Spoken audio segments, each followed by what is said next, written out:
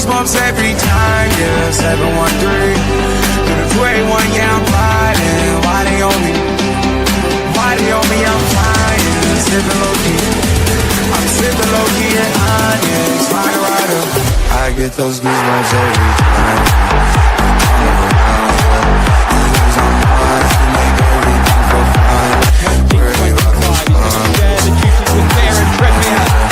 Newcastle United. I get those goosebumps every time. I need the hype, throw that to the side. I get those goosebumps every time, yeah. When you're not around, when you throw that to the side. I get those goosebumps every time. Up the mugs. Yes, sir.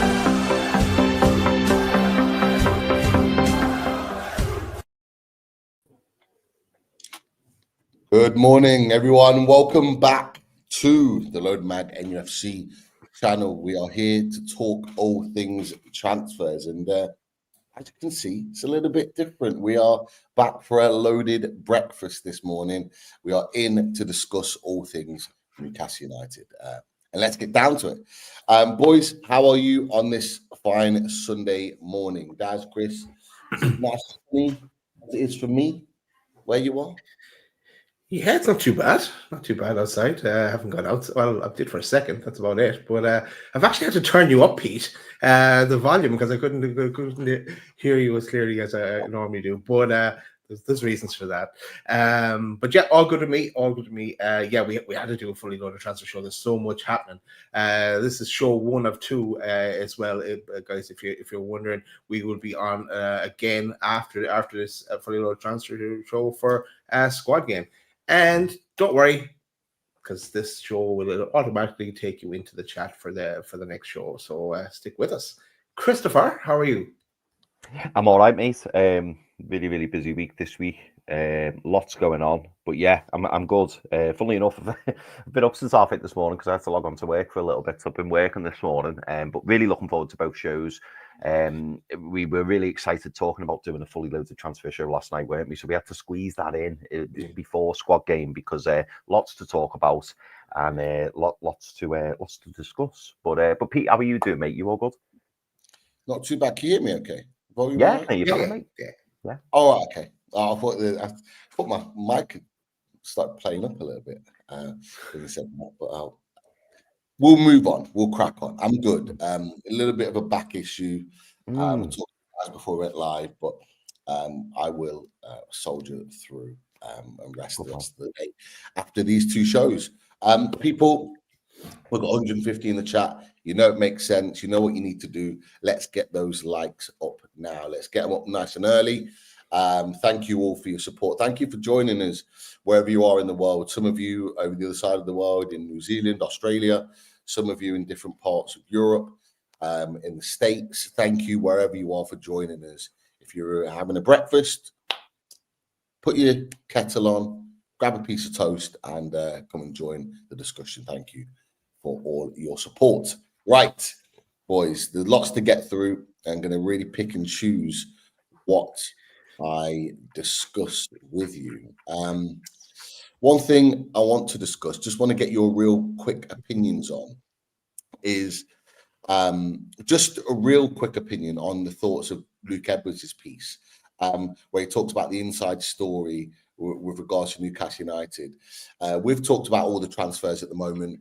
He talks about inflated prices, refusal to overpay. We know that because of the situation with Brian and Burmo, and the focus on Alexander Isak's contract. What are you making, and what's your opinions, really quickly, on the inflated prices that seem to be around this summer so far? Well, this is an Eddie, and this leads to the question that Adam had on Twitter, Pete, as well. This is an Eddie Howe transfer window. So for me, as I said when we knew Eddie was going to be at the wheel for the transfer window, I think he's going to be predominantly looking at Premier League players. Seems that way the way it's playing out now in the last few days.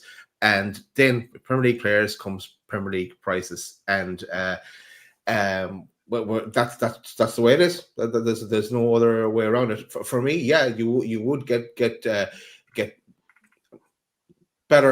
better prices, maybe some kind of bargains in Europe or South America even. But yeah, no, it is what it is, and we will crack on. No, that's not to say that we don't have other clubs going in and trying to go after the players we have, and then it drives the price up, as we've seen in the past with Kushinoff and a few different other players. But it is what it is. And once I think Eddie has his mindset on the players he wants, and he's going direct for them, and that's where we'll start off this transfer window. Anyway. Definitely. What about you, Chris? What do you make of the situation with inflated prices? The reports coming out about that. It's certainly how it's affecting Newcastle United's ability to sign the players they want this summer. Yeah, I mean, it makes it difficult, doesn't it? It does make it difficult. I mean, I got quite passionate about this the other day when it came out. I was talking to you boys in the chat, wasn't I? And for me, you know, this is nothing new. This is something that comes with the territory. And unfortunately, when you're the richest club in the world, albeit we can't spend the money we want to spend, you've got to deal with these challenges head on. You've really, really got to, you've got to find a way, is what I would say. And I think it's, I just hope that the club, I'm not going to say individuals because that's not fair, but I just hope the club don't hide behind this narrative. That's the only thing that concerns me, because at the end of the day, this is nothing new. Like I've mentioned, you know, we've had new owners now for the past 3 years. We've been in the position that we're in now for the last 3 years. If you want to buy players from Premier League, you're going to have to expect to pay an inflated price. That's just how it is. And you know, I do understand that, you know, other deals do have an impact on market value, and it is frustrating. It is annoying. You know, the players we're going to mention, Pete, shortly, I'm sure, you know, the figures that we're going to be talking about, people maybe go, "What? You can't pay that. It's too much." Unfortunately, that is the market value. But in order to try and get around this, and in order to try and you know, get the deals done, get the players in through the door that we need to be canny, we need to be clever, we need to, you know, this shouldn't be an afterthought. This should all be planned, prepared, and be expected, because it's not just going to be for us, it's going to be for other clubs. Man United will have had it over the years, Liverpool will have had it over the years, Chelsea will have had it over the years. If you want to act like a big club, you've got to if you want to be a big club, you've got to act like a big club. This is nothing new. This is something that the club need to try and work out. They need to be clever. They need to try and do what they need to do in order to make things happen. That's my opinion on it.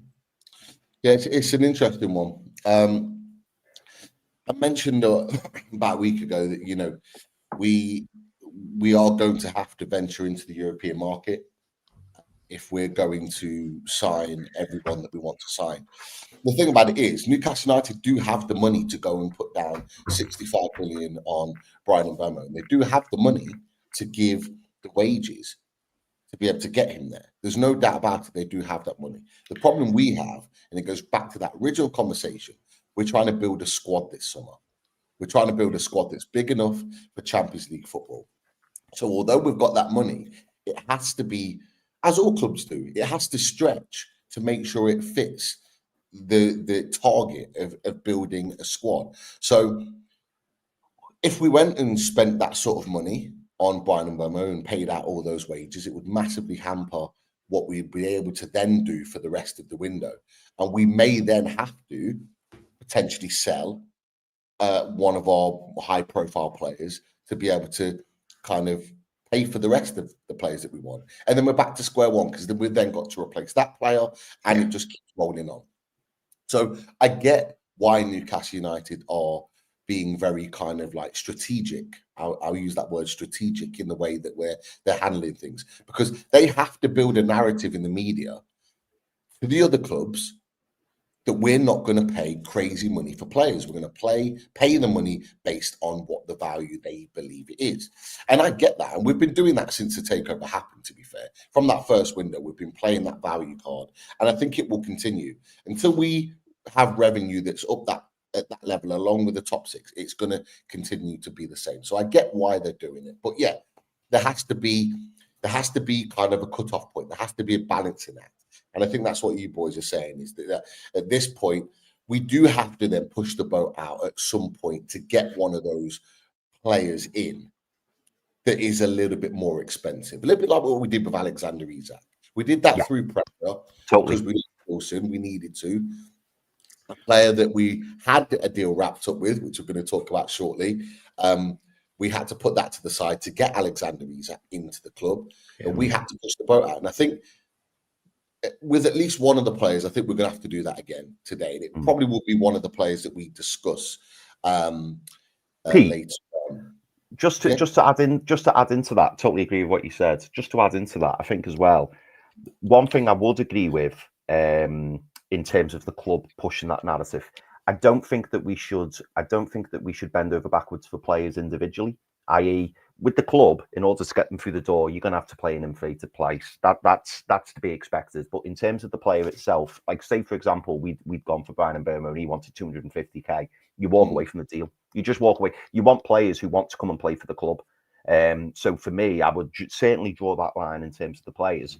Because if a player's on 45 grand a week and then he says he wants 250, you go, yeah, you're coming to the wrong club, mate. We don't operate like that. We don't work like that. Yes, the wages need to be higher, totally. But if you can justify it and say, well, I'm not being funny, our top earner is on 150 grand a week, you would blow our wage structure completely out the water.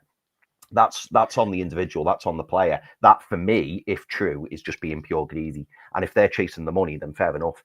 The time where we've got to, maybe pay a little bit more than what we expected or pay a little bit more than what we wanted is when you're dealing with the club, because obviously the club are looking after themselves, aren't they, in terms of, the general financial status or the financial position.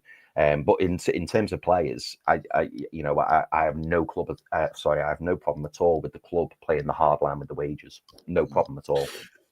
Then when it comes to wages, though, don't we have to set that baseline with Isak, get him the contract, and maybe not do whatever it takes, but we have to have that baseline that then everyone else feeds off that. So then we can shut down conversations. Look, Isak is our top earner, and this is what he's at. So get that done as well. And I think that's what Luke was saying in the piece. That's what he was saying in his report. Exactly that is that what they want to do, because currently Bruno is the highest paid player at the club, so he sets the benchmark. But that's under £200,000 a week if reports are true. Now we're going to have to break that for Alexander Isak. It seems like Alexander Isak's contract is just as much of a priority than anything else. Like that for me is the key this summer. If we can get Alexander Isak to sign that new deal on an inflated wage, reports of £250,000 a week, you're absolutely laughing at that point to sign him up. And then you're right, guys. Everyone after that can go, right, these are the wages we offer, but he's our main man. He's on 250, as an example. You've got to fit within that structure. And we do that. And that's kind of how we build from there. Anyone that's talking about my voice, I spoke to Daz earlier. I was at my daughter's football tournament yesterday, so barking orders and shouting, screaming for hairdryer treatment 7 hours of the day does have its impact. And it was the third game in of the tournament that I started to lose my voice. So yeah, I apologize if it's a little bit croaky this morning. Boys, let's talk about transfers then. Because I tell you what, Friday was very. I'm just gonna go straight into it because actually Friday was very, very busy for us. So as I was touching down in London, my phone started going absolutely mad because Craig Hope had tweeted out something, and he had said, as an exclusive, Newcastle make an inquiry for Nottingham Forest winger Anthony Elanga. A player that we have been linked with previously. We know he's a player that we bidded for at the end of the summer transfer window last time. Believe it was around 40 million, in which it was rejected. I think they wanted over 50 at that point. Keith Downey's also reported on it and says that the Swedish international is one of 3 or 4 wingers that Newcastle are looking at. And mentioned about the 40 million offer that was rebuffed at that point. So, boys, what do you make of Anthony Elanga? What's this about getting old? I'm not old. Yeah. Don't do this to me. Don't do this to me, man. What do you think then about the potential of Anthony Elanga wearing the black and white of Newcastle United? I have to say, my comments on social media didn't go down too well with lots of Nottingham Forest fans. I'll bring that up shortly. But boys, Anthony Elanga, what do you make of the potential inquiry as it is at this stage? Is he the type of winger that you would want at Newcastle United? The fee that's been bandied about. Give your thoughts on that, Daz. What are you thinking? I think I'm probably, I might be guessing here, but I think I'm the most positive of the three of us on it, because he wasn't. All of our top choice was Bueno, right? Everyone's top choice was Bueno, but I like Elanga, and of course he's a speed merchant, and if he's someone that Eddie wants, I trust Eddie to bring him to that next level. And look at his track record, Eddie's track record in doing that, and the link up with Isaac as well, as the poster shows too. That Swedish link, and even in the social media in the last couple of months, there's been interactions between Elanga and the Newcastle boys. So I'm happy for if Elanga does come in. And he's one of the wingers we are looking at. The price is the big sticking point, and I don't know how much we would go to, or we're willing to go to bring him in. And again, it's a balancing act with everything else we want to do. So for me, yeah, I'd take him for sure, and Eddie will bring him to that next level. Chris, Anthony Elanga, was he a winger that was sort of on your list, your sort of mental list of who you would have wanted Newcastle to target this summer? What are your thoughts about Newcastle sort of prioritising him after Brian Mbeumo deal seems to have fallen through? What are your just initial thoughts on those two questions? It's a good question, Pete, because like I had mentally prepared myself for Anthony Elanga, given that we have showed interest in the past, given that he's Premier League experienced, he's a great age. There's lots of things to like about Anthony Elanga. There's lots of things, and I'm not sitting here saying that I don't want him, that I don't rate him. I think he is a good player. But it goes back to your point earlier, Pete, when you mentioned about Europe. I look and I think if we're going to have to pay upwards of 40 million, maybe even 50 million to secure Anthony Elanga, and I just feel like there is better value out in Europe.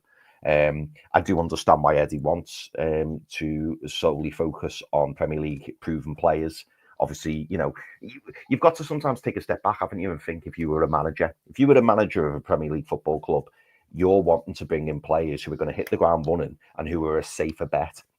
Yes, you're paying more money for them, but there's a better chance that you're going to have a better integration, which will then have a positive impact on the pitch, which will then ensure that you're getting results, you're getting points on the board, and it keeps you in a job, doesn't it? We know how precarious the job of a Premier League manager is. We saw that with Ange Postecoglou over the weekend, didn't we? So I do understand it. I do get it. Would Anthony Elanga be the player I'd go for? Probably not. But I do understand. I do understand why we're going for him, and I'm not saying like if he's not low down on my list. He's just not near the top of the list, if that makes sense. I'd prefer Anthony Elanga over, say, someone like Noni Madueke, but I still think there's better players out there, probably for a more reasonable price. If you're paying £50 million in Europe, you're getting one of the best wingers in Europe. We've seen the prices that players are going for. Somebody mentioned it. I forget who said it. Kvaratskhelia. I don't think he cost that much more than £50 million pounds. Yeah, it you know what I mean. It's just you just kind of go, oh, but it is a risk. So I do get it. So yeah, I'm. And do you know what? Daz makes a fantastic point. And this is what I've kind of come round to, certainly in the last 24, 48 hours, in the fact that if Eddie Howe wants him, who am I to question? Who am I to say that he's not going to be a success? Because Eddie Howe's record in the transfer market has been absolutely superb. So if Eddie Howe wants him and Eddie Howe thinks he can get the best out of him and improve him, then I've got to be on board with that. I have to be. What about you, Pete? Sorry, that's one. 2 quick points. Eddie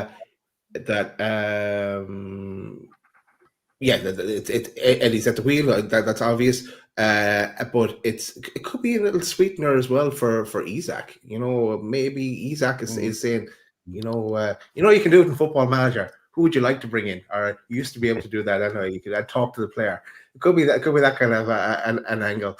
I know this isn't Football Manager, but there's something like he's like getting in Eddie's ear as well. That Elanga can do this, Elanga can do that kind of thing, and that kind of an angle. Sorry, Pete, your thoughts on Elanga? No worries. Can we just star Rob's comments? We'll come back to that one. Cheers for that, Rob. Tin hat on. Forest, lots of Forest fans in the chat. Apologies if I caused any offence. Look, I like Anthony Elanga. I think he's a good player. I genuinely do. I just don't rate him as a £50 million player. That's just my opinion. People don't like that. There's lots of Newcastle fans who go, no, it'll be great business. 50 million. Yeah, I think eventually he'll be worth that sort of money and maybe even beyond that, being a Newcastle player. I do think that. But at this moment in time, I just don't necessarily see that value. And it's for that reason is that in Europe, you can get better value for the money that you're spending. You could pay 50. Like, for example, there's rumours of Rafa Leao at AC Milan. Yes, he's a left winger, but going for around that similar price. Like, come on, like he's a much better player, hugely higher profile player. Like you just would rather pay that sort of money. But you're paying for Premier League players, you're paying for Premier League experience, and you're paying Premier League prices, and this is what it is. I think, in my opinion, Newcastle United will pay that money. I'm not saying we won't pay that money. I'm not saying don't pay that money. I have my own opinion on his value. I think Newcastle United will pay that money. I think they will pay it because it's clearly a player that we want.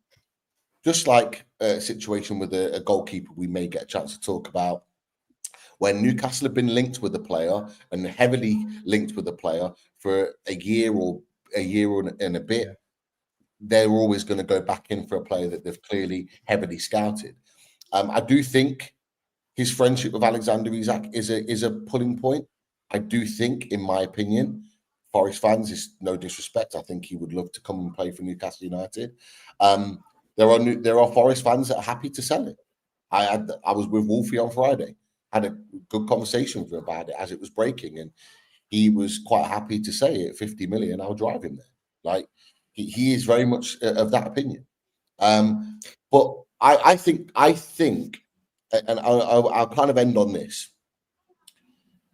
Regardless of what I think about value, regardless of what I think Newcastle United will pay for Anthony Elanga, I actually think he suits Newcastle United's style really well.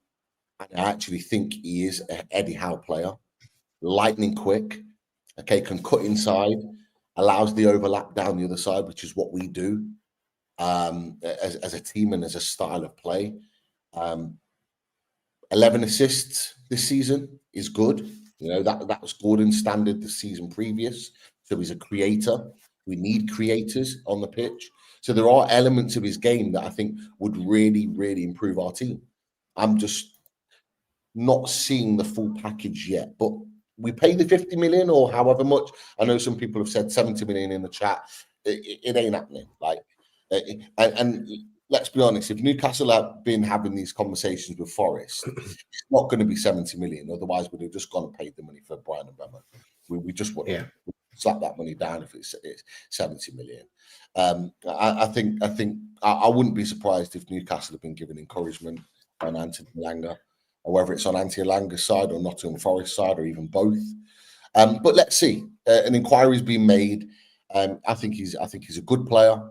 Had his best season as a professional footballer, and I think there's lots of room for him to grow, and I think Eddie Howe could make him a better player. But yeah, my value would be lesser than what I think we'll pay for him. But I think he's had a really good season. Anything to add on that, boys? I just wanted to say, oh sorry, Daz. I just wanted to say, Pete. I saw your message on Twitter, and I'll be honest. I was surprised by all those sponsors because I'm on. I'm not just saying this because we're friends and we're on the podcast together. I completely agree with you. He's a 35, 40 million pound winger, and that's just the reality. Anyone who says that he's a 50, 60, 70 million pound winger, I just don't understand it. Yes, we will have to pay that to get him. I do agree because you do have that Premier League premium, if you like. But for me, I don't think that he's anywhere near the value of Bryan Mbeumo. I just don't. I think Brentford will do really, really well to get over 60 million for Bryan Mbeumo, particularly because he's in his last year. I think it's I think that's really good negotiation by Brentford, but. Yeah, I think there is, and I totally agree with what you said earlier as well, when you said that there is potential for him to reach that, 50, 60 million value. And if he's being coached by someone like Eddie Howe, absolutely. And he's still got lots of years ahead of him, but you're buying potential. And when you buy potential, the fee should be lower. But it's almost like we're buying a ready-made, proven Premier League winger. And for me, I don't think he's quite reached that point yet. But sorry, Dad. No, I was just going to say that I think back when the news on Paul Mitchell broke, and we knew then that Eddie was in charge of transfers, then automatically, I'm sure Premier League clubs go, yes, because he's going to be fixated on the players. I'm not saying this is a bad thing, but he's fixated on the players he wants, and I think he'll pay within reason whatever value it's going to take to get them. Not the 70 million mark or anything like that, but it could be to the detriment that if, let's say, we needed 5, we're only going to get 4 because we'd have eaten a bit off each of the other signings because to get them over the line, and we didn't. He's Eddie, like you imagine, a sporting director would have been given up different alternatives, and they're still there, those alternatives for him to look at and to potentially to take up. But I think he'll just go straight on and go get what he wants. And you've got to admire that as well. And maybe not admire paying the big bucks or overpaying for a player, but he has to work with them day in, day out. He has to try and get them to that next level. He has to see something in them. He's done all the homework and along with everyone else on them. So ultimately, it is his decision on the players we bring in. And as Chris, as you said earlier, who are we to pass comment on that? We can pass comment, but we can't. It's his baby. We've seen it before when Eddie Howe's been in charge of sort of signings. Alexander Isak walked through the door. You've got the likes of Tino, Livramento, Lewis Hall. When he wants a certain player, he's paid above that value to get them through the door because he wants that particular player. All those players were seen as overpaying. Hall and Tino especially were talked about as being overpaid. Now they're well worth their money, and that's where I see Anthony Elanga going if we do end up paying the money to get him. I mean, people in the chat, Forest fans, I think it's Wake Up in there. Great to see in the chat again, saying 70 million. We know that you don't have to sell it. We know that. 3 years left on his contract.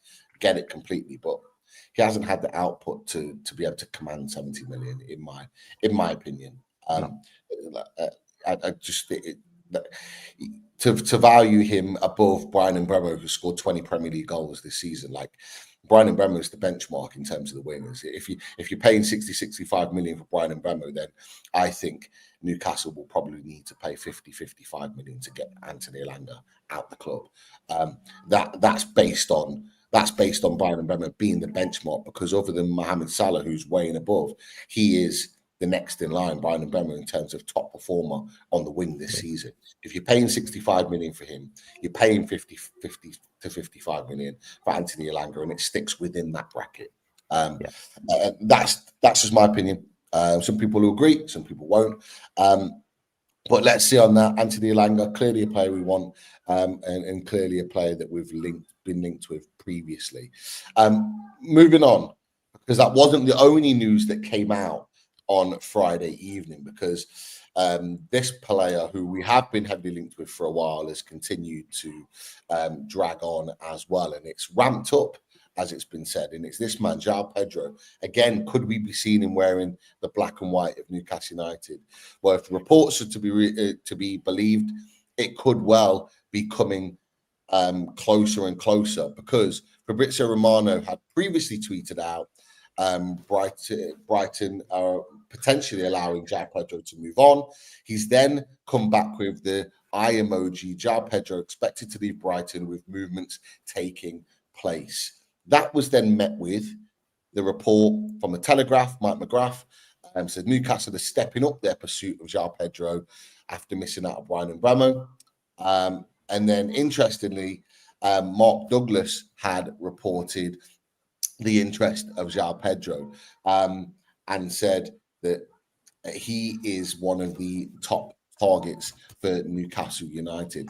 Interestingly, from the situation with Joao Pedro, what he has mentioned in his piece, Mark Douglas, is the fact that Eddie Howe is willing to evolve his tactics to be potentially playing two strikers up front, which may well allow more interested players, particularly Joao Pedro, to think about coming to Newcastle United. Because remember, boys, it was the one striker, Isak, and the alternative, the second striker. And everyone's been saying nobody's going to come to Newcastle United because nobody's going to want to be back up to Isak. Well, Mark Douglas's piece says something different. If they're willing to play two up front, that changes things. On top of that, we've got Sam C, who's reported on a number of things in Newcastle United recently. This was last night, saying that he's been told the club will look to agree personal terms within the coming hours. And as well, this morning, Craig Hope has updated and said that we have made an inquiry for Joao Pedro. Boys, I want to get your other thoughts on Joao Pedro. Now we've got a little bit more information on the back of that. What do you make of the potential pursuit of Joao Pedro? Yeah, well, it seems like Joao Pedro wants to move. With came out towards the end of the season. 23. He's at the peak of his value now as to date. We did a reaction show to a signing number before. But we did change that. Maybe signing. But we were like, we had the here we go from Fabrizio Romano at the time, so we plowed ahead. Now then things change, and I think you were going to mention it earlier, Pete, that Isak then became available or an option, so that went cold. And delighted we did get Isak, obviously, after that. But for me, then I always kind of kept an eye on Joao Pedro and watched him a bit more at Watford, and then subsequently at Brighton. And he's a decent player, and can play in a number of different positions. A good starter and backup to play to our first 11 as well. A lot of money we need to pay to get him. If some brilliant deal could be done with Brighton there, for sure. But I'd be delighted if we did get Joao Pedro. And again, it's a case of what Eddie can get out of him. What can he bring him to the next level as well? There'll be the Brazilian connection as well. I think he has some Brazil caps, but because I've seen him in the Brazil jersey at least. But yeah. So again, it goes back to the fee and how are we going to manage this? And then I think Tony added in the chat earlier, if we add both those together, we get both of the lads in Elanga and Joao Pedro, which would strengthen us to no end going into the Champions League and everything else. Then a lot of our budget is gone. Where do we go next after that then? Chris, what are you making of the Joao Pedro situation? Daz has just touched on budget. When the initial reports came out that Joao Pedro was going to leave, it was rumoured around the 70 million euro mark. Have to say, since that report, a fee has actually gone really quiet. So nobody actually knows what the fee might be to get Joao Pedro out there. Like, what do you make of the thought of getting Joao Pedro? You know, the thought of potentially playing with a different style and having Joao Pedro and Isaac playing together, and then on top of that, what value do you see Joao Pedro at? Yeah, again, mate, interesting question. I think the most interesting thing about all of these rumours, all this piece that's come out, is the fact that Eddie's willing to look at changing his formation, and I think going forward, that's probably something they need to do. Any player, any forward or number 9, if you like, looking at joining Newcastle United will automatically look straight at Alexander Isak, one of the best strikers, if not the best striker in Europe, and think, well, my playing time is going to be limited if they only play with one forward. So the fact that he's looking at changing formation, I think, is wise. I think it's probably something we need to do in order to get a player through the door. I've seen 4-2-3-1 mentions. Obviously, there's limitations to that in the sense that, we already have 3 fantastic central midfielders. So that would mean one of Joe Linton, Bruno or Tonali dropping out. And I think we all know which one it would probably be. But then we'd lose a key part of our game. And it also begs the question as well, what does that mean for the wingers? Because then if we look at a different formation, do we play without wingers as such? And then you start questioning, well, we've got Anthony Gordon, we've got Harvey Barnes, we're looking at a new right winger. So there's all these different permutations coming up. I suppose for Joao Pedro, like you boys will remember what I said on a previous show not that long ago. I had question marks around his mentality, around his attitude. And I think maybe I'm having those question marks because of the premium price, again, that's being quoted. Me personally, I think Joao Pedro should be around the 50-60 million mark. I wouldn't go any higher than that. It would be great to get a lower fee and then I'll put incentives on. Whether or not Brighton would accept that, I don't know. Brighton are in a very strong position in terms of PSR because obviously they've still got a lot of money in the bank, so to speak, in terms of the books because they've sold so well in recent years. So that is a disadvantage for us. They can demand a premium fee unless, of course, Joao Pedro starts handing in transfer requests and states that he's unhappy and stuff, which I doubt he would do, if I'm honest, because why would you rock the boat unless he's desperate to get out?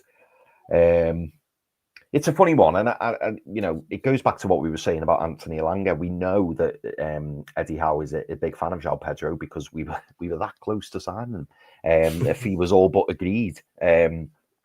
Well, everything was agreed. It was just the signature on the paper, we're led to believe. And then obviously that was pulled last minute because we ended up going for Alexander Isak, which I'm sure nobody will look back on and say that we shouldn't have done that.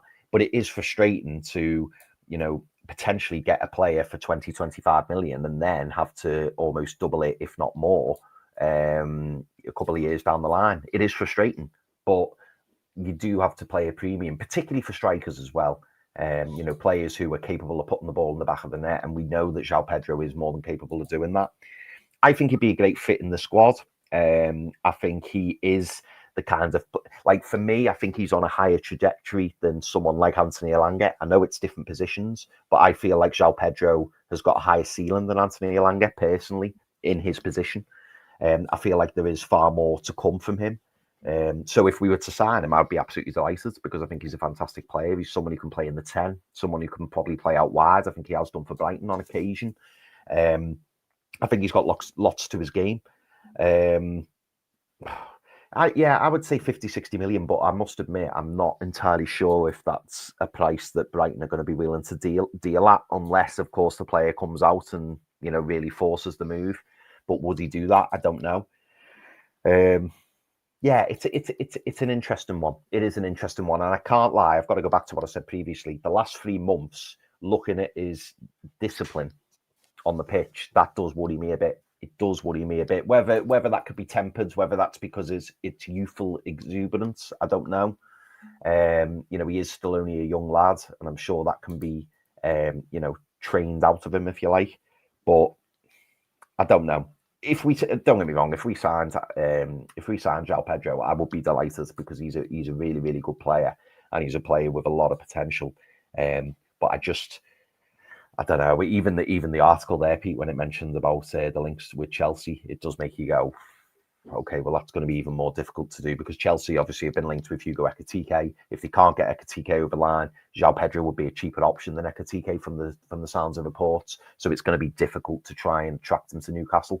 I'd like him, but I'm not going to get too excited over it because we've had this position with Joao Pedro before, and I do think it's a difficult deal to do. For me, I think we've got a better chance of signing than Chelsea. Chelsea, with the amount of players that they've got, when's he going to play? When is he going to play?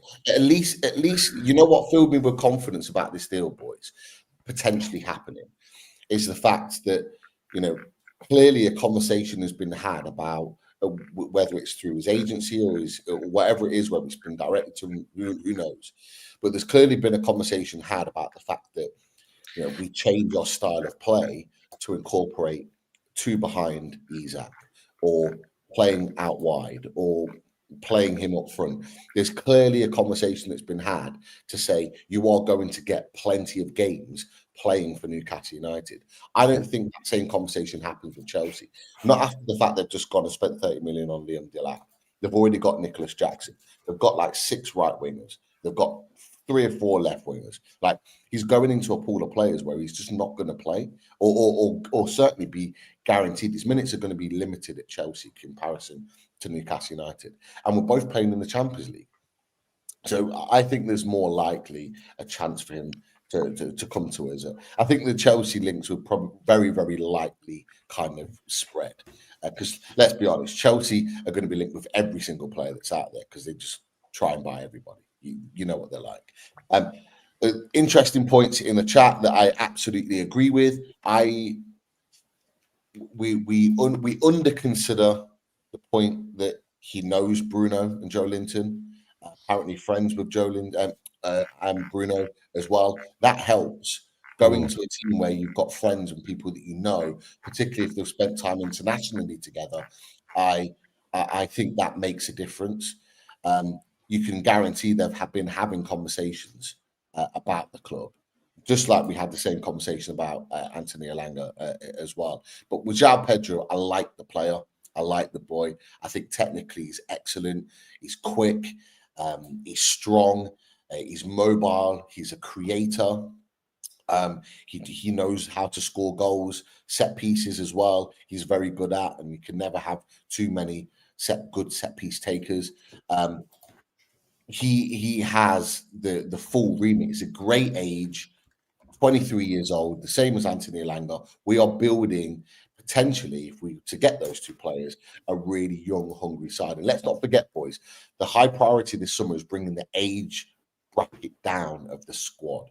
So if you're replacing some of those older players with younger, hungry players that want to be better, that's what we need to do. And so getting someone like Joao Pedro in is ideal. You mentioned the point, Chris, about, you know, could he potentially force a move? Well, he's had a huge bust up with the manager. A couple of people have put it in the chat as well. He has had a bust up with the manager, and I'm not sure. Look, 55 million I think is a good price for Joao Pedro. 70 million euros, I wouldn't be paying that, which is what you're talking to the early 60s. Paying for him. 50 to 55 million, I think, is a good price for Joao Pedro. And the fact that the manager's had a bust up, the fact that Joao Pedro wants to leave, that could actually be a deal breaker for Newcastle. It could actually help move that along. And it's really interesting for Fabrizio Romano, and I'll just go back to it, him putting out this point here about expected to leave with movements taking place. It seems like that deal, wherever he goes, is potentially moving forward a little bit quicker. I think if we're looking at the Anthony Elanga and Joao Pedro situation, I actually think if we're going to sign one of them now, it's probably going to be Joao Pedro. It seems like Joao Pedro wants his future wrapped up pretty soon. So if you're asking me who I would want to get wrapped up first out of Anthony Elanga and Joao Pedro, it's Joao Pedro. Joao Pedro, as you said, Chris, can play on the right. He can play number 10. He can play forward. He can also play on the left. He can play anywhere across that attacking line. We've got a manager that loves versatile players. It just makes sense. The deal actually just makes sense. And I'm going to be honest with you. If we're going to overpay for a player, I'd rather overpay for him. That's just my opinion. No, have you seen him play on the right? I agree. Have you seen him play? Because like you're just looking at his normal positions he plays in, it's like up front, left wing, or number 10. I haven't seen it on the right. I think I've seen him on the right. I think I've seen him on the right. I think he played there for Watford. A few times. So whether he's played there for, in fact, I'm sure I've seen him play on the right for Brighton as well when they had some injuries. Yeah. I wonder when we had Adam on away days, Pete. Did he put? Is that maybe why we've seen it? Is in he's put him there on the right as when he's done the lineup and then he's started with Welbeck through the middle. Possibly. I seem to remember him playing on the right more like Watford, which obviously was before that. It was a while ago. But yeah, you could be right.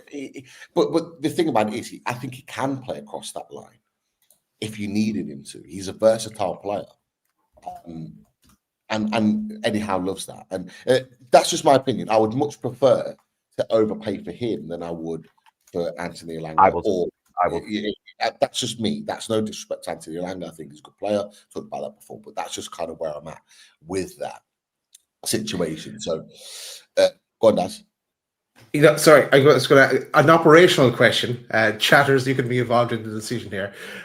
Should we move squad game lads to 11:30? Because I have a feeling we have an awful lot more to talk about in Fully Loaded Transfer Show. Would that suit you guys? Would that suit you chatters as well? Happy to run with whatever needs to be done. We've got a few. Let's do it. We've got a few players to cover, and an interesting conversation about one of our own players that I think we need to have. So, any Newcastle fans, and there's nearly 500 in the chat. I've heard Sophie B's in the chat. Welcome, Sophie. Hope you're well. I heard that the likes aren't going up as quickly as they should be. That is, you know the drill. Where you come in, you click that like, you get chatting and ask us questions and have those conversations in the chat. You know it makes sense. We appreciate you. Click those likes. They make such a difference to us, and they get our content out there for more Newcastle United fans and other fans of other clubs as well, with likes that you put in. We really, really appreciate all your support with that. We've seen questions, comments in there as well. I believe there's a super chat, guys, that's coming, so we can jump straight to that if it's there. Yeah, absolutely, mate. I believe we've had a couple actually. Firstly, from Rob Tanton. So thank you very much, Rob. Much appreciated, mate. Cheers, Rob. And Rob says there's a certain left-footed English winger, aged 23, with 26 goal contributions in one of Europe's top leagues. Would be controversial, but on paper, it's massively controversial if it's the player that I'm thinking of. Yeah. So is it the one from Marseille he's talking about? I think it is. Yeah. Mason Greenwood is he's yeah. He's look to put it simple. I don't think he's coming back to England for the rest of his career.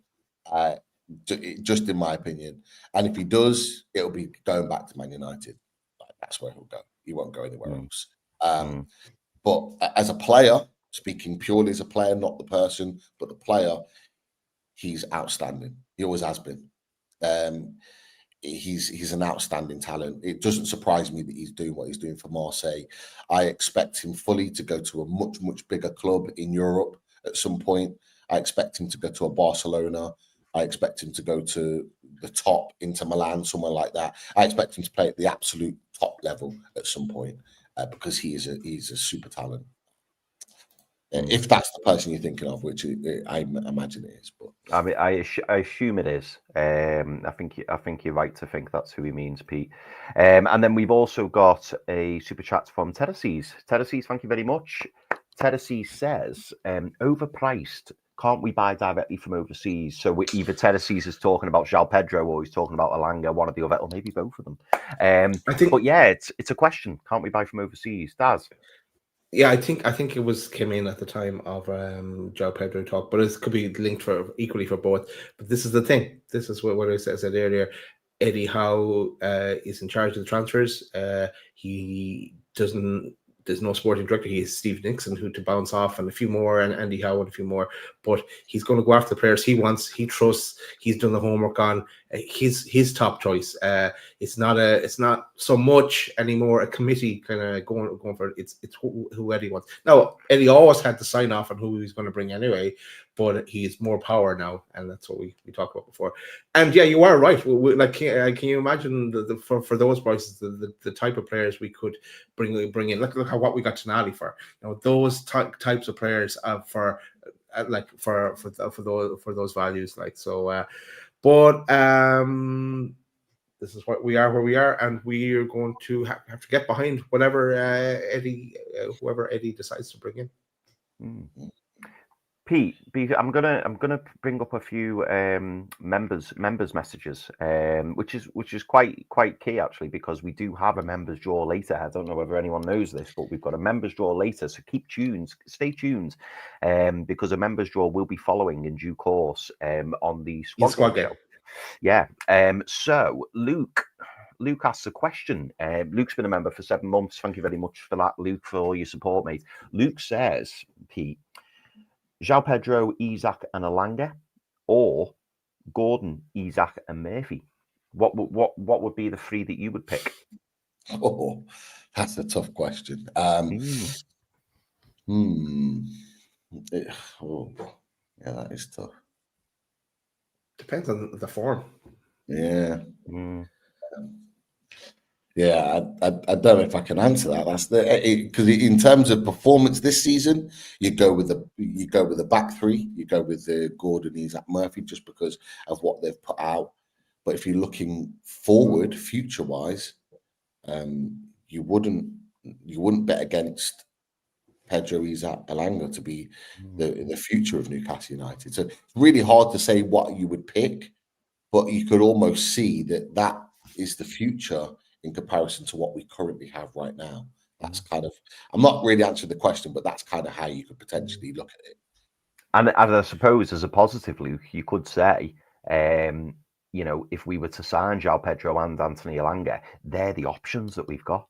Yeah. They would be the options. We're all forgetting Barnes, lads, as well. Like something. So if that either option is the chosen one, if we get in Pedro and Elanga, we need to make a decision there. Whether we're keeping Gordon, keeping Barnes as well, or could one of them go?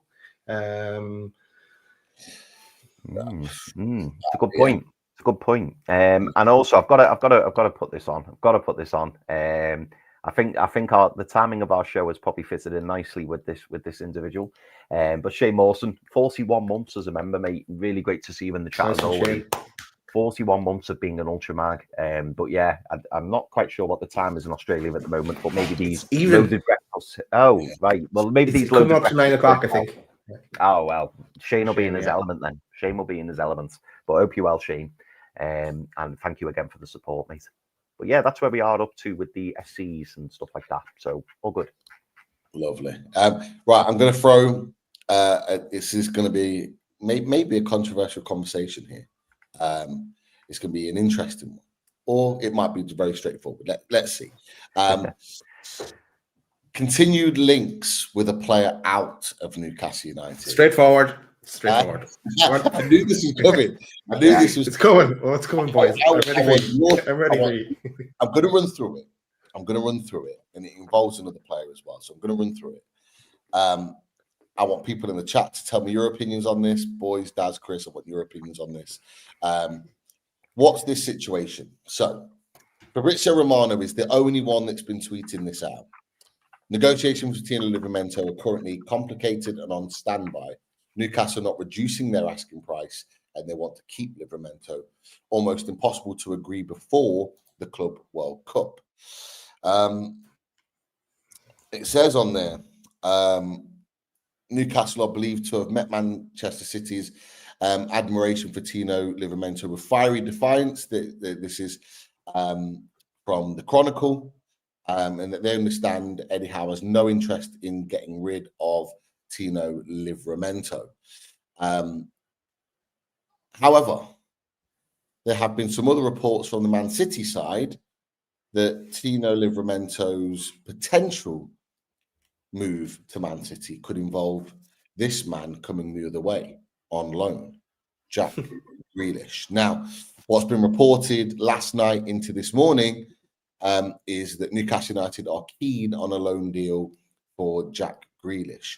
And that's Alan Nixon who's reported that from the Man City side of things. So, Daz, what do you make of this situation with Tino Livramento?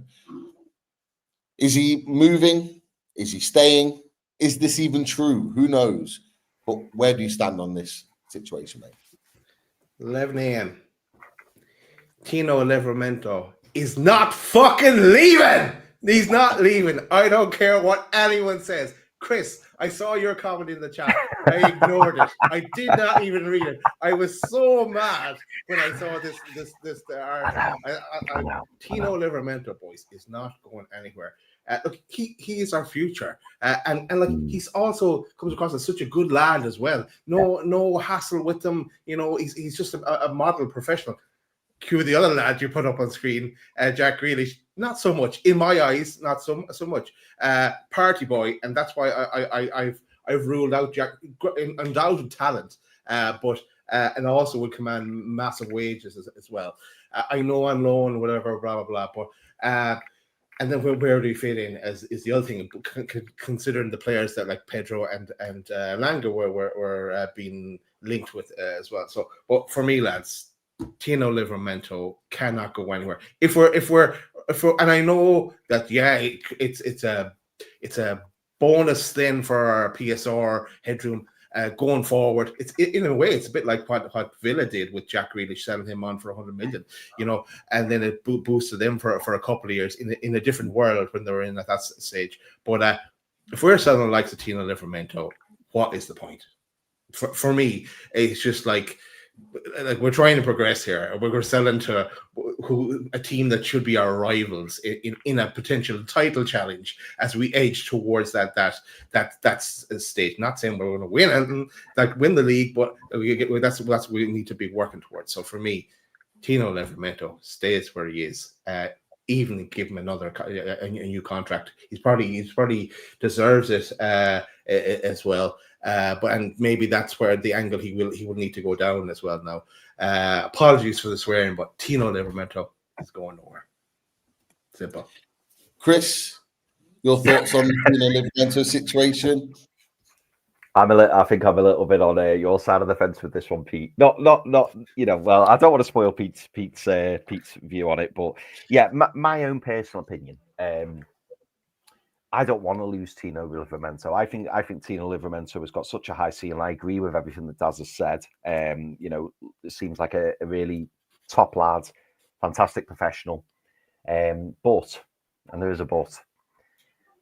I look at this team. If PSR wasn't here, it wouldn't even be a conversation. It'd be like, he's not going anywhere. We absolutely love him. He's showing bags of potential. Very versatile. Left back, right back.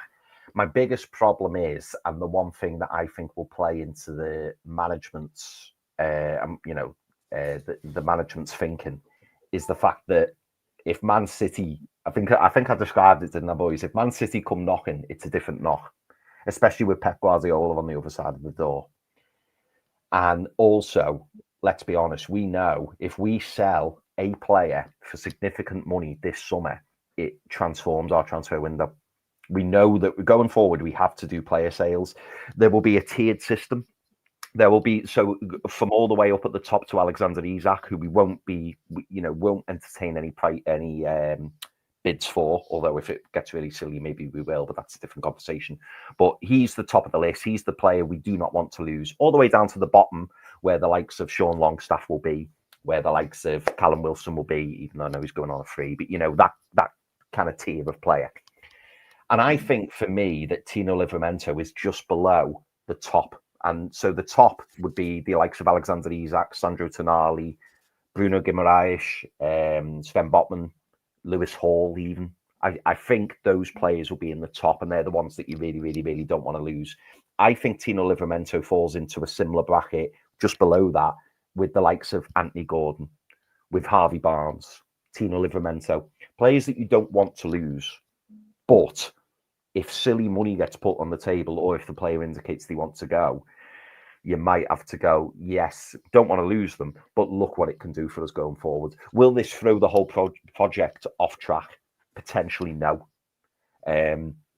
Tino Livramento, like, we were after him for so long, weren't we, boys? And we were hoping and praying that we'd get him. As soon as we linked with him, we were like, oh, he's going to be brilliant, whatever. And since he's come in, he has been brilliant. He really, really has. I also, last thing I'll say before I want to pass over to Pete for his thoughts, I do wonder whether Tino Livramento's form at right back compared to left back may play a little bit into the factor of it, in the sense that Tino Livramento has looked far more comfortable at left back than he has at right back. And that could potentially pose a problem, in the sense that Lewis Hall is the first choice left back. We don't need another left back at this point. We've got Matty Target, we've got Dan Burn, we did have Lloyd Kelly, he's gone. But if we were to bring in another left back, it would be very much an understudy for Lewis Hall. Tino Livramento is not a left back. He should be a right back. He can play there, which is great, but he should be a right back. If there's any doubt whatsoever that Tino Livramento isn't that right back going forward, if you're getting offered silly money for this player, the club looking and going, well, if we sold the Tino Livramento, that would give us space to go and get the right winger, go and get the striker, and bring in an understudy right back who can then be the project below Kieran Trippier, who maybe has one more year left at Newcastle United. I don't know. I'm not sitting here saying I want rid of Tino Livramento, because I don't. I really, really want him, and I hope that we keep him. All I'm saying is, in terms of players who are non-negotiables, I don't think Tino Livramento is a non-negotiable. He's close to being a non-negotiable, but he's not a complete non-negotiable. And if you told me that you fast forward to September and you told me we sold Tino Livramento, but we brought in, a striker, a centre-back, a right winger, and we kept hold of our core key players, I would get over that. I wouldn't, Chris. I'd rather us keep Tino Livramento than overpay for Joao Pedro or Elanga. That's how strongly I feel that. I don't think we disrupt what we have, and good solid. If it was a player that was on the like a Barnes, like they like be saying, yeah. But that's a no-brainer. But for someone who's solid, same for Hall. I put Hall in that category as well. I'm not selling either. But Pete, let's get your thoughts on this one. I absolutely love Tino Livramento. I think he's absolutely quality. And I think we should be keeping him at all costs, in my opinion. Like, we have to keep a player who, what is he, 21, 22, England international. The only reason he's not in this international squad for England is because he's representing for the last time the under-21s. So they've been very selective on that. But he'll be in that Thomas Tuchel squad moving forward, because he's that good. And he's been absolutely sensational at left back. I'm worried, though. I'm worried. Okay, I'm worried that when Man City come with crazy money that Newcastle give in, that's what I'm worried about. I'm worried about Newcastle giving in, not about us, not about people in the chat and our opinions. I'm worried about the club giving in to Man City. Man City are absolutely hell bent on completely rebuilding their squad. They've already overpaid for so many players already to try and rebuild this squad. We had the same situation with Kuznov in the January. They massively overpaid. They nearly paid double what they should have paid for someone like him. Mamouche, they paid in addition to. The players that they're looking at now, to be fair, Reinders and Aït-Nouri, I think they're probably done all right, which worries me, because they've then left money available to go all hell bent for Tino. Speaking to a couple of Man City fans and having a chat with LB on Friday, he thinks that Man City will pay whatever Newcastle want. So even if we put an outlandish fee out there, he thinks that they'll pay it. Like, that's just stuff that he's hearing, things that he said. And that's what worries me. I don't think Tino Livramento will ever push for a move. I think Tino Livramento is extremely happy at Newcastle United. I think he's probably playing the best football of his career currently. He's just won a trophy with us. We're just about to play Champions League football. There is all the kind of ingredients for him to thrive and develop at Newcastle. But then you go back to the fact that Fabrizio Romano is the only one reporting this. And I've spoken to you boys before. These narratives from the likes of Ornstein and Fabrizio Romano that are being pushed out now, that clubs are... And Ben. Good old Ben. Friend of the channel, Ben. Friend of the channel. Yes. I've got slightly different of opinions there. But just because those boys are constantly pushing out stuff that clearly clubs want to be pushed out. It's absolutely radio silence from the Newcastle United side, which fills me with a little bit of confidence that there'll be nothing in this. And I have to say that report last night from Fabrizio Romano was the first time that he's kind of backed. That's almost a little bit of a backtrack for me, saying that it's complicated and on standby. He's been quite bullish before, saying he's the number one target. That's who they want, blah, blah, blah, blah, blah. It fills me with confidence that it seems like it's a little bit of a backstep. But we cannot be selling Tino Livramento. I don't know if there's another right winger out there that kind of, or right back, sorry, out there that can do what he can do, cover left and right back as efficiently for the price that we paid. We paid, what, 32, 35 million for him? I think it'd be so hard to replace him. And we're going to have to pay probably a huge chunk of whatever fee that we get for him in order to replace him, which I just don't think is worth doing. In a way, he's a certain degree. He's like a Kieran Trippier regen because he can play that left and right as well. Now he can do other things that Trippier was also set pieces, but he can bomb forward a bit better than Trips. Can I ask you boys a question? And you know, on this channel we love a devil's advocate. We love it. If you're Eddie Howe and you're the Newcastle ownership and Man City keep knocking, they keep coming, what is the fee that makes you sit up or makes you go, we might have to look at this? What is that number? Because, you know, we've heard 70 million, but is that a fee where you go, okay, we need to seriously consider this? Or are you wanting a higher minimum? Where are you looking at in terms of Tino Livramento? I know how much you both said that you really don't want to sell them, and I totally understand it. But what fee makes you sit up and go, okay, we need to start taking notice of this? Okay, if they keep knocking, I'm getting a guard dog or getting mad dog at that door. And also, I'm 135 million. If they're willing to pay top dollar, 135 million, that'll soon shut them up. Pete, yeah, I think it's I think it'll be a British record fee for a defender that I think would make Newcastle eventually part ways with Tino Livramento. So I think there's a record stand at something like 75 million, I think, at the moment. I think Wesley Fofana was that, wasn't he? Or Harry Maguire, one of the two.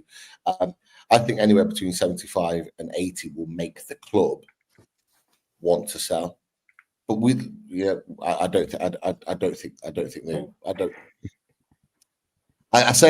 they'll go that far. I actually don't know with Man City. I think they might. LB seems to think they'll go as high as 75 to 80 to get him.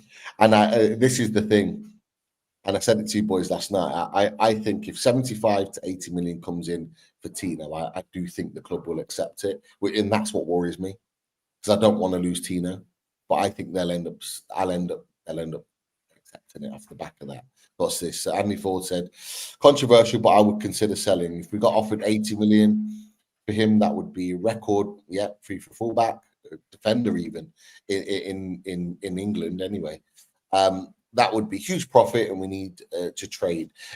That's the other side of the coins. If you got that sort of money for him, PSR then becomes a non-factor.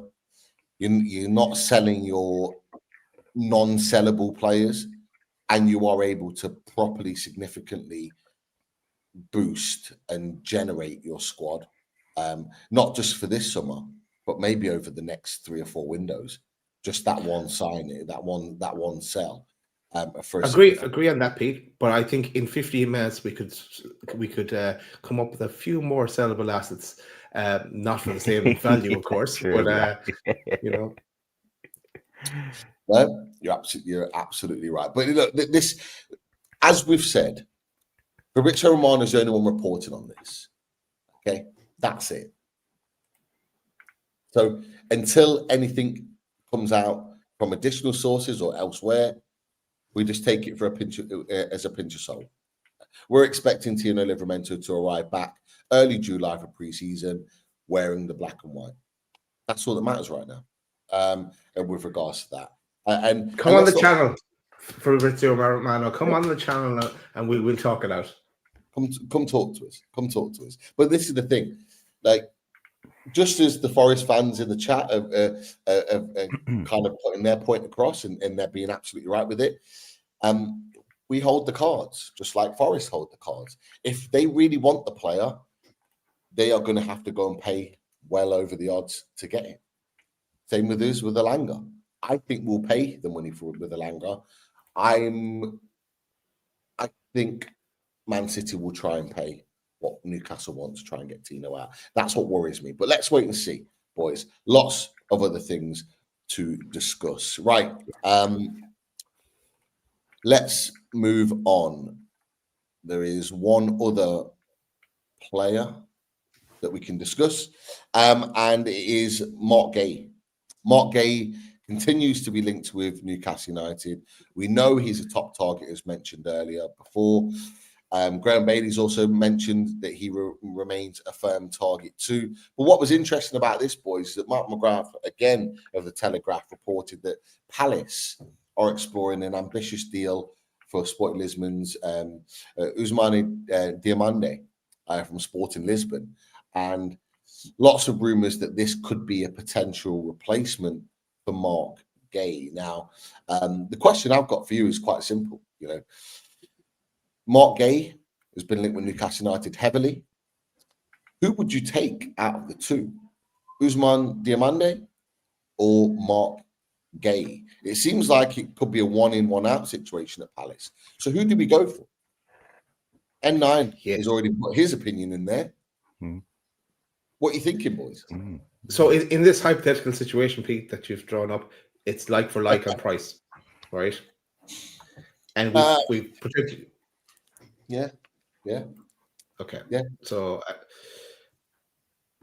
for me, I think I'd go Diomande, because I was blown away by him when I looked at him in detail before. But that's me. Eddie Howe will go Marc Guehi. Because he's Premier League proven. He's also a captain as well, and for Palace. Now you are, and he's generational talent, of course. But I think Eddie will go Marc Guehi. I don't know how, because I know we were linked with Diomande in the past. I don't know how closely or how highly Eddie Howe values him. I'd go Diomande, and I think you'd potentially get him from cheaper than we will get Marc Guehi for.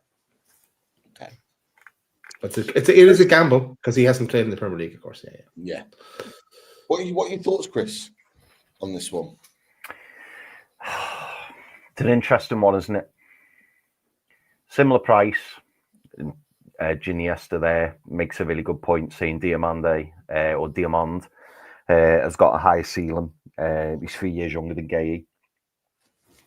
I kind of flip-flops on Marc Guehi because I do want, on one hand, I want him because I think he's a really, really good centre back. He's Premier League proven. He is right-footed, so he can play on the right side of defence. But we all know that he does play on the left side of defence for Palace and for England. But he is a player, so you're potentially bringing in a player who can play both sides, which is really, really useful. He's lightning quick.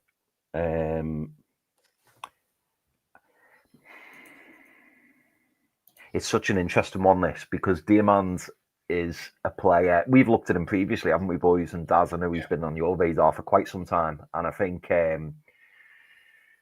be Diomande is the surprise package. He's the player who you don't quite know how he's going to pan out, but he could end up being absolutely excellent. He could end up surpassing Marc Guehi. Marc Guehi is the safer option of the two. He's a player who you know what you're going to get from Marc Guehi, albeit what he lacks in height. He more than makes for in pace, tactical awareness, positioning. I suppose to use a bit of a cop out, Eddie Howe goes for Marc Guehi. It's a no-brainer. I think I would be more than happy getting Marc Guehi in for 45-50 million. That disrespect. Hey, what's wrong with 5'11"? Nothing wrong with 5'11". No, if you were flying the 5'11", Pete. Hey, you're 6 foot, aren't you? You're 6 foot. I forgot. You're 6 foot. Yeah. Well, yeah. This is the thing. Like, so what's wrong with that? It's just don't start, Junior. Don't start. It's early morning. Come on. Yeah. Sorry. No, I think Eddie Howe goes for Marc Guehi. I think Marc Guehi is the safer bet. Marc Guehi at 60-70 million for me was far too much. I had concerns at it at the time. I said it. Marc Guehi at 45-50 million but that's probably where his value is, I would say personally. He can become a better player, no doubt. If he's got a better midfield in front of him, if he's got a better defence around him, he's only going to be better. But yeah, I think he goes Marc Guehi, and I think if you weighed both up, it would probably be a safer bet to go with Marc Guehi, because if you're paying 45-50 million for a player who's never played in the Premier League, it's a lot of money, isn't it? It is a hell of a lot of money. I know Diomande, comes with a great reputation, but the Portuguese league is a lot different to the Premier League. That's the only risk that you're taking. So yeah, I think personally, if they were both similar price, I'd go with Guehi myself. Even though I'm not in the Guehi fan club as such. I'm not like his biggest fan. But yeah, I'd probably go with Marc Guehi. What about you, Pete? Yeah, it's a really interesting question. The one thing I'll say is that Diomande hasn't had as good a season since Amorim left. He's kind of dropped his levels, but his raw talent is there for all to see. He for me, he's a Premier League centre back, in my opinion. He can play in the Premier League. There's no doubt about it. So yeah, I probably, if there were similar prices, I'd probably lean to Marc Guehi just because he plays in the Premier League. I know people have mentioned about his height. Nothing wrong with his height, by the way. We've already covered this. But his win percentages, I think at one point in the season I checked, it might have been March or April, were actually quite high. Although he's not the tallest, he does win quite a number of aerial duels, and that's a positive thing for me. He's also a nuisance in the opposition's area for corners and set pieces. He tends to get on the end of it. He has had his own issues in his own box. He scored 2 for us. But I think that's because that's part of the attraction. He's telling us that he wants to sign for Newcastle, which is why he was scoring those goals. But Diomande, you know what to do with the Champions League if we come across it. There you go. But yeah, I think I'd probably be leaning towards Marc Guehi.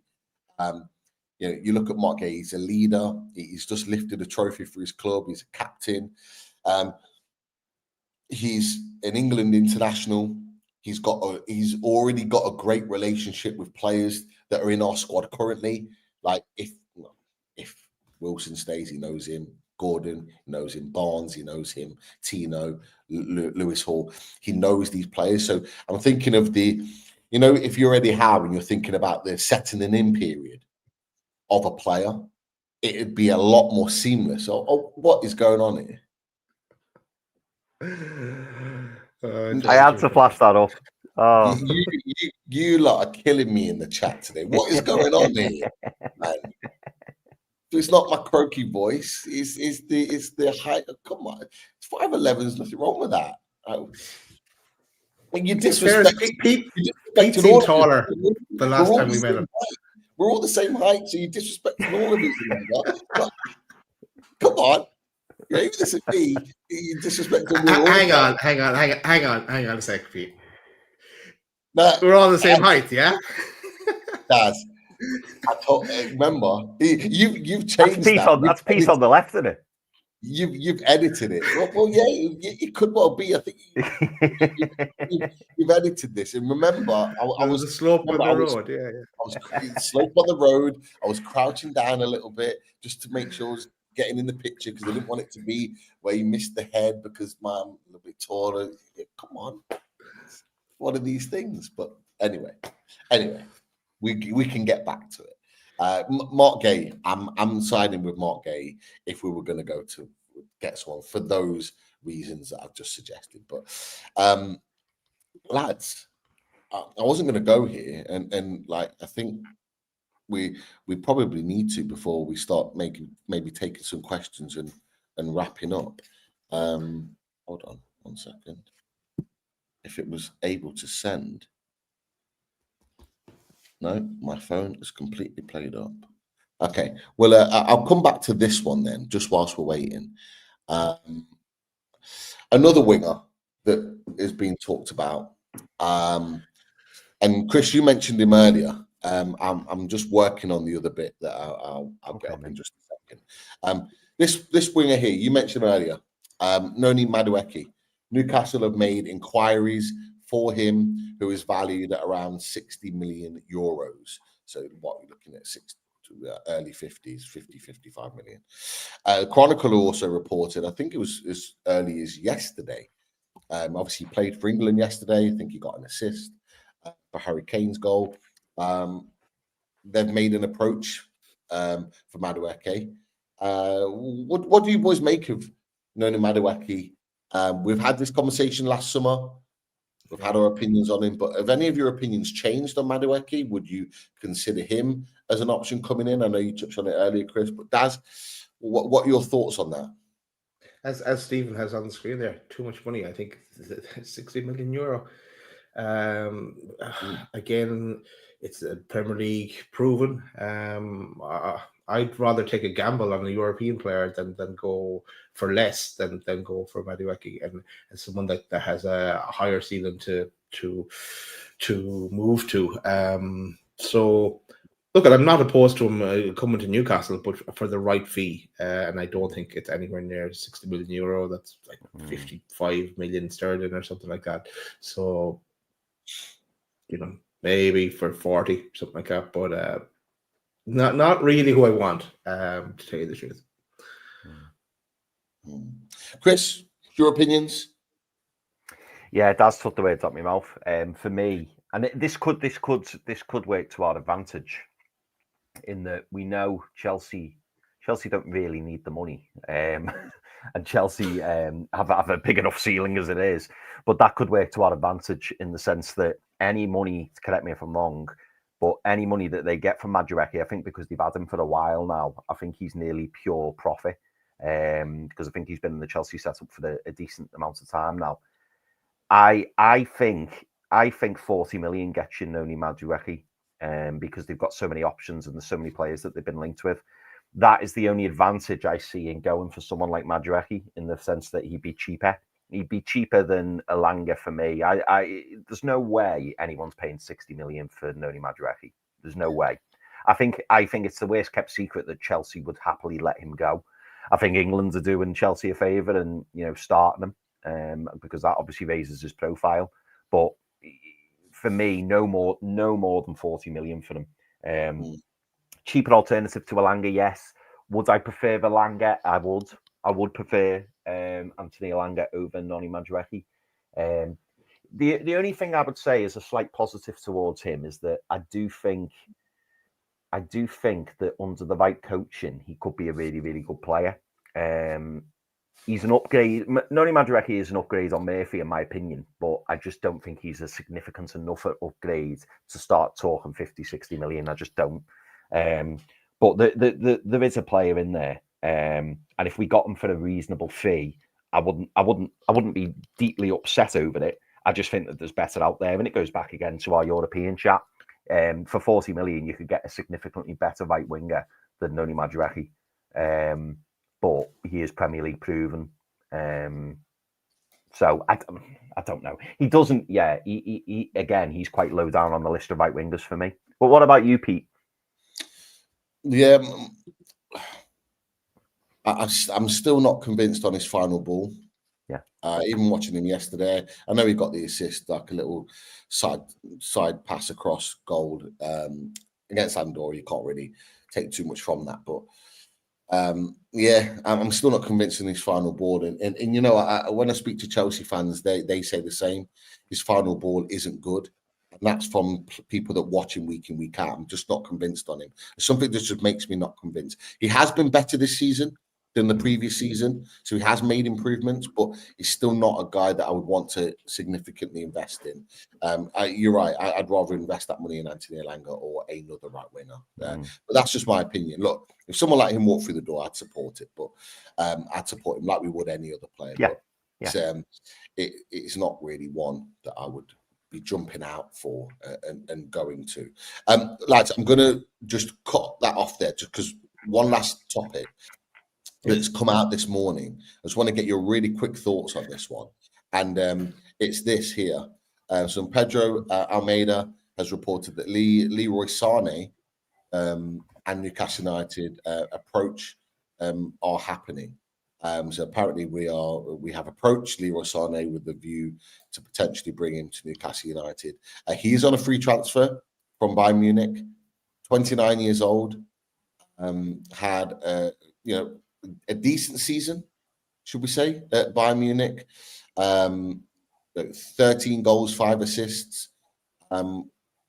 Not bad stats for someone that hasn't started a lot of games this season. What would you say? 29 years old. Do you think that would be a Newcastle United signing or target from what the reports are that are out there, Daz?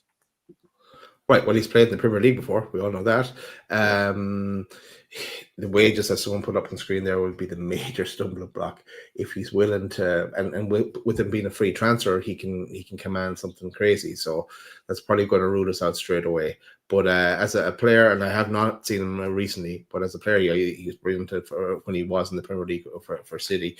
And yeah, we wouldn't have to a transfer fee, and but then it blows the budget. That baseline figure that we talked about with that Isak should be our main guy, our main highest earner. I don't want to see someone like Sane coming in and being the closest one to that. Then, so probably not. With taking everything into consideration, probably not. Chris, your thoughts on Leroy Sane?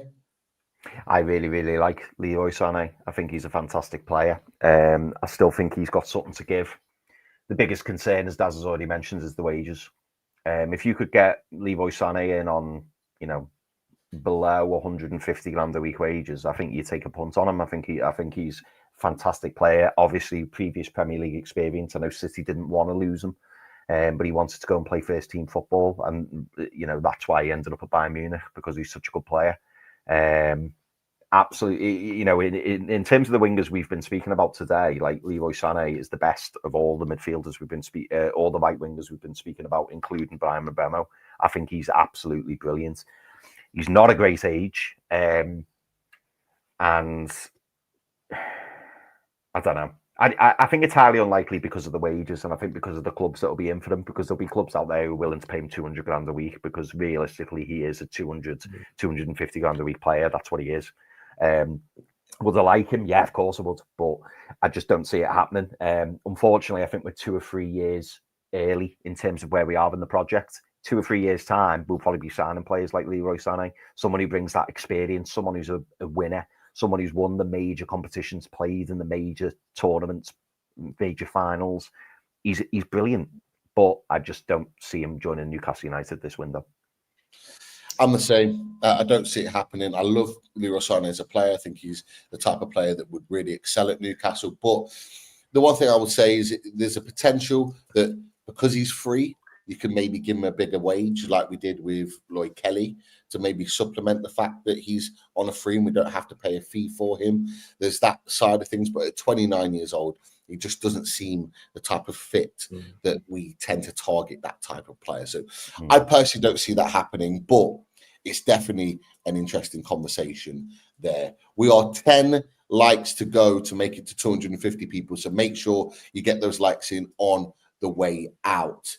Lads, we're going to end it there because we have another topic of conversation that we need to get to regarding Newcastle United's squad next season. So let's wrap there.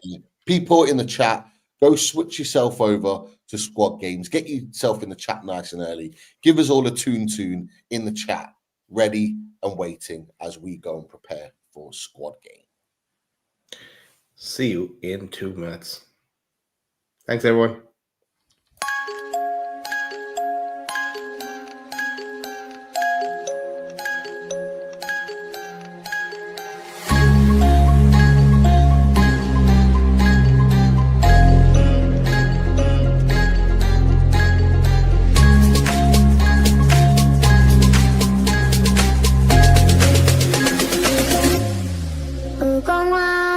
GPS